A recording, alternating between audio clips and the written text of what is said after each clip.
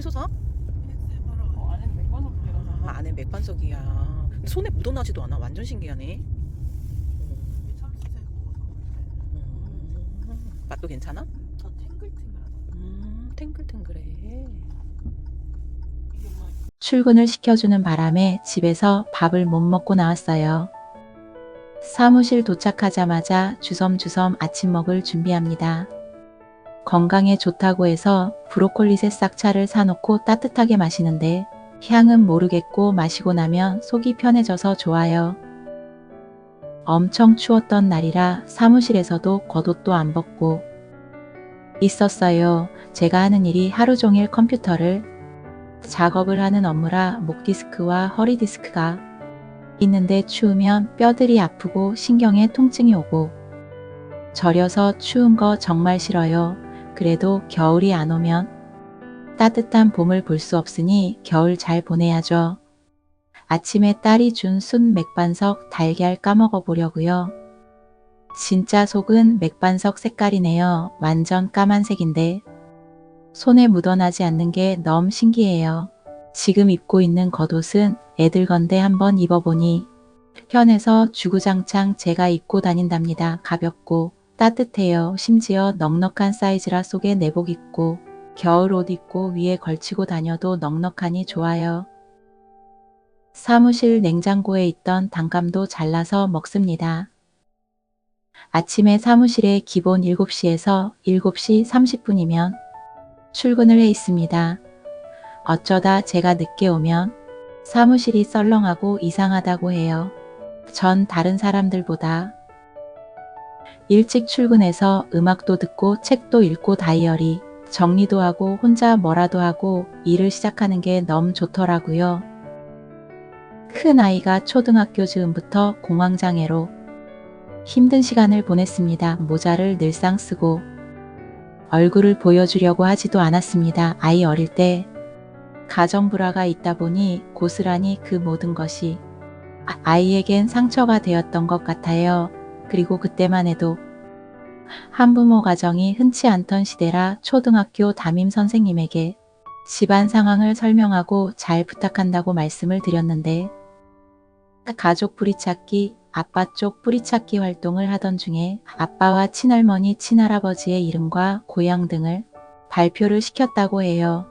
아빠가 없는 상황이 상처일 수밖에 없던 아이가 엉엉 울며 집에 왔던 날, 지금 생각해도 제 속이 다 쓰린데 어린아이가 얼마나 당황했을지 상상이 안 되더라고요. 그 당시 전 직장도 다니고 아이들 양육도 하고 먼 미래의 아이들과 살려면 무엇이라도 배워야 한다는 생각에 시간 쪼개어 온라인으로 이것저것 공부를 하고 자격증도 따고 있었습니다. 이런 상황에서는 아이들을 제대로 가르치며 키울 수가 없겠다. 이때는 일하고 공부하고 잠도 거의 3시간에서 4시간 정도 잤던 것 같습니다. 그리고 한국 사람이 설립한 중국 국제학교를 알게 되어 계속 서류를 내기 시작했습니다.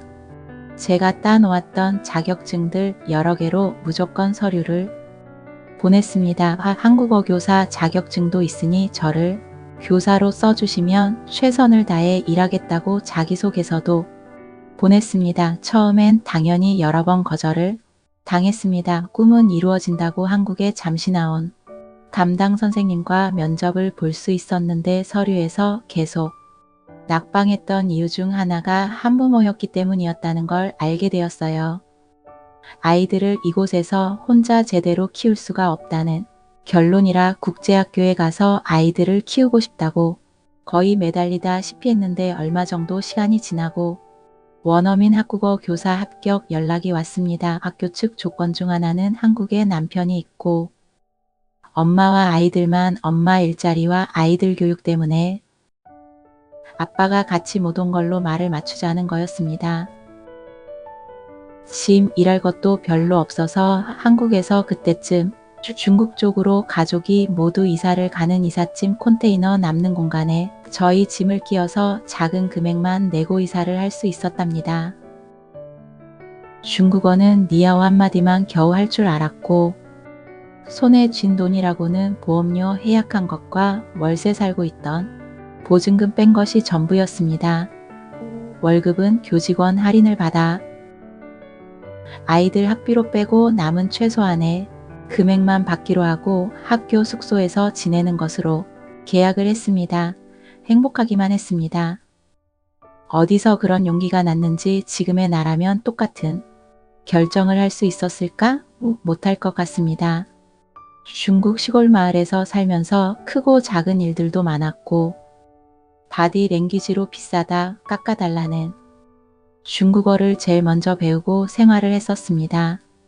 다행히 아이들이 엄마의 결정을 무모한 일로 만들지 않게 잘 적응해주고 공부도 잘해줘서 감사하기만 했습니다.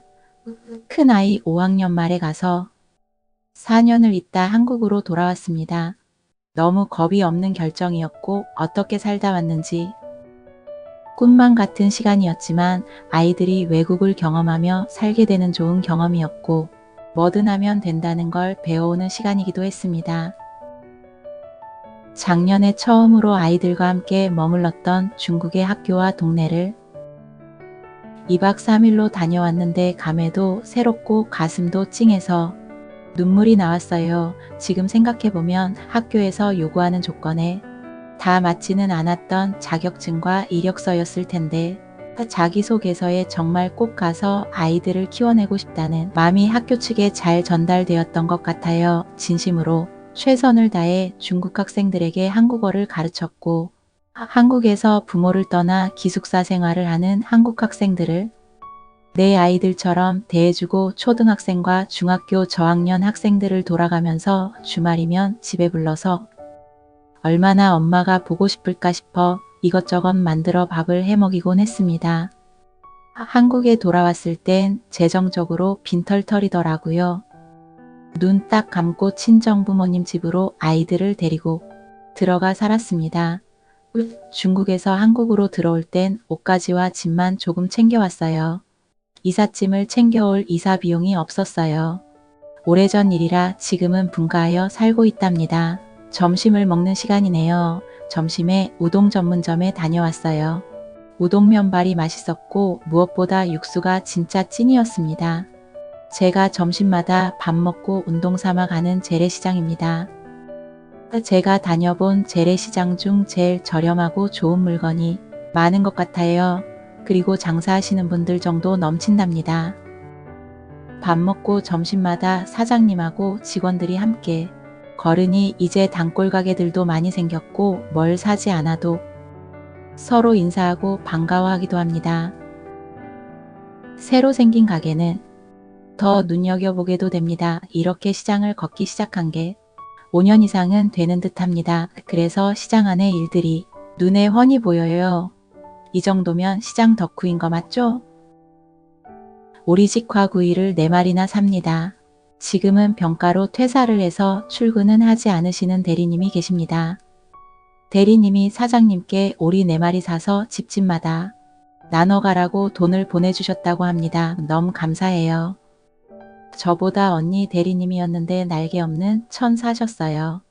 대리님이 어려운 일도 다 하시려고 하고 맛있는 거 먹을 땐 꼭 챙겨주셨어요.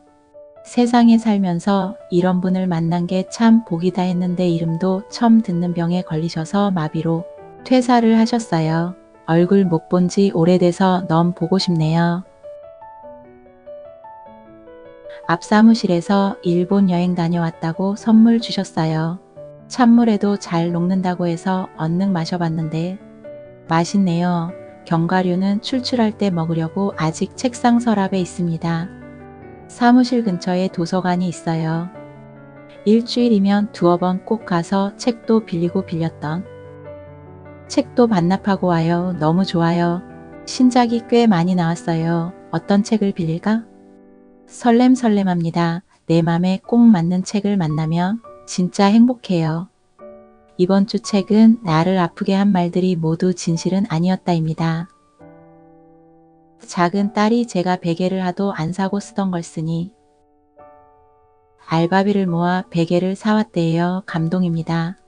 오늘은 선물이 막 쏟아지는 날인가 봐요. 요건 윗집에서 가져다 준 베트남 과자예요. 윗집에 아가들이 있는데 아직 어린아이들이라 많이 띱니다. 전쟁이 난 것 같이 뛸 때도 있지만 참아줍니다. 애들인걸요.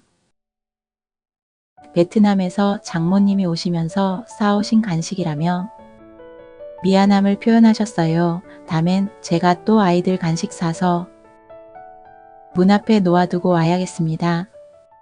먹을 복과 사람 복이 항상 넘치지만 오늘은 유독 더 선물을 많이 받은 날이라 행복하기만 합니다.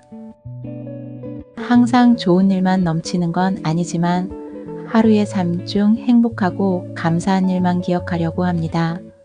오늘도 부족한 영상 봐주신 유치님들 감사합니다. 다음 영상에서 또 만나요.